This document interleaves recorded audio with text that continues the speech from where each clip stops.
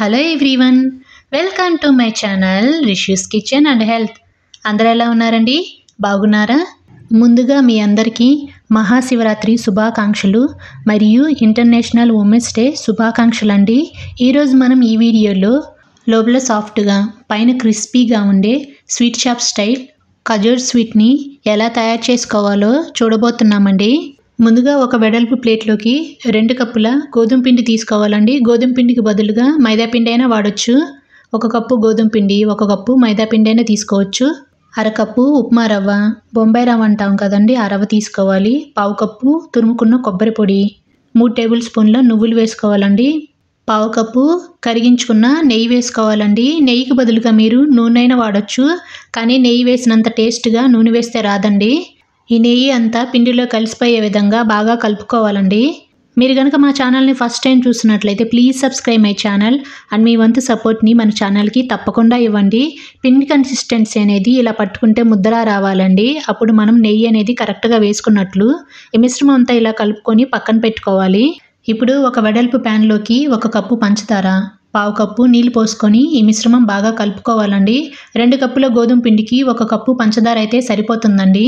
Stove వెలిగించుకొని pan పెట్టుకొని మంటని లోలో పెట్టుకొని స్పూన్ తోటి ఈ పంచదార మొత్తం కరిగించుకోవాలండి. పంచదార కరిగేంత వరకు స్పూన్ తోటి ఈ విధంగా మిక్స్ చేసుకోవాలండి, లేకపోతే అడుగు పట్టేస్తుంది. ఇప్పుడు 1 టీ స్పూన్ యాలకుల పొడి వేసుకొని ఒకసారి కలుపుకొని స్టవ్ ఆఫ్ చేసుకోవాలండి. ఒక 3 నిమిషాల పాటు పంచదార పాకానికి రెస్ట్ ఇవ్వాలండి. గోరువెచ్చగా ఉన్నప్పుడు మనం రెడీ చేసి పెట్టుకున్న గోధుమ పిండిలోకి దీన్ని 2 బ్యాచ్లుగా వేసుకోవాలండి. ఎట్ ఏ టైం వేసుకోకూడదు. పిండి కన్సిస్టెన్సీ అనేది లూజ్గా వస్తుంది. కొద్దిగా వేసుకుంటూ గోధుమ పిండిలో బాగా కలిసిపోయే విధంగా ఈ పంచదార పాకాన్ని కలుపుకోవాలండి. పంచదార పాకం మొత్తం ఇలా కలిసిపోయిన తర్వాత పిండి విడివిడిగా ఉంటే కొంచెం వాటర్ యాడ్ చేసుకొని చపాతీ పిండికి మనం ఎలా కలుపుకుంటాము అలా కలుపుకోవాలండి. దానికంటే కూడా కొంచెం లూజ్గా కాకుండా కొంచెం గట్టిగానే కలుపుకోవాలి. అప్పుడే మనకి ఖజూర్ స్వీట్ అనేది క్రిస్పీగా వస్తుంది, లోపల సాఫ్ట్గా ఉంటుందండి. ఈ పిండిని నేను 3 భాగాలుగా డివైడ్ చేసుకున్నానండి. మీ ఇష్టం, మీకు నచ్చిన విధంగా డివైడ్ చేసుకోవచ్చు. నేను ఇక్కడ 3 భాగాలుగా డివైడ్ చేసుకొని పక్కన పెట్టుకున్నాను.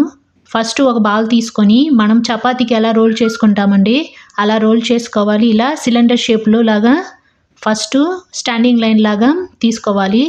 ఇలా నైఫ్ తోటి ఇలా క్రాస్గా మనకు నచ్చిన షేప్లో కట్ చేసుకోవాలండి. నేనైతే ఇక్కడ స్లాంటింగ్ లైన్ ఎలా ఉంటుంది క్రాస్గా అలా నైఫ్ తోటి కట్ చేసుకుంటున్నానండి. మీ ఇష్టం, మీకు సర్కిల్ షేప్ అయితే సర్కిల్, సిలిండర్ షేప్ ఇష్టమైతే సిలిండర్ షేప్ అయినా కట్ చేసుకోవచ్చు.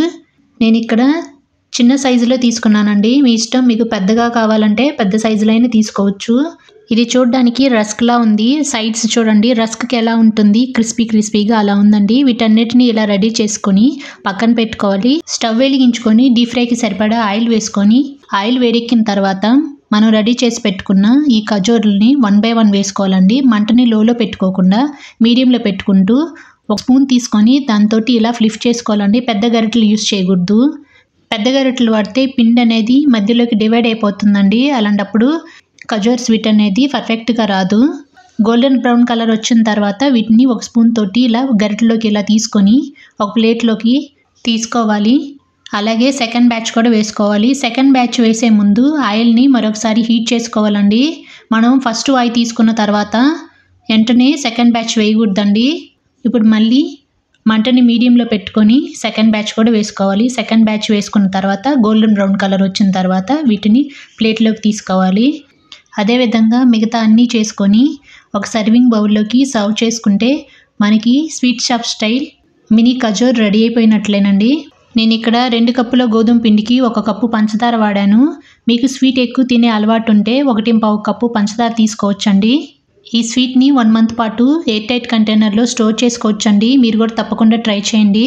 అంతేనండి. మా వీడియో కనుక మీకు నచ్చినట్లయితే లైక్ చేయండి, మీ ఫ్రెండ్స్కి రిలేటివ్స్కి షేర్ చేయండి, కామెంట్ చేయండి, సబ్స్క్రైబ్ చేయండి. Thanks for watching.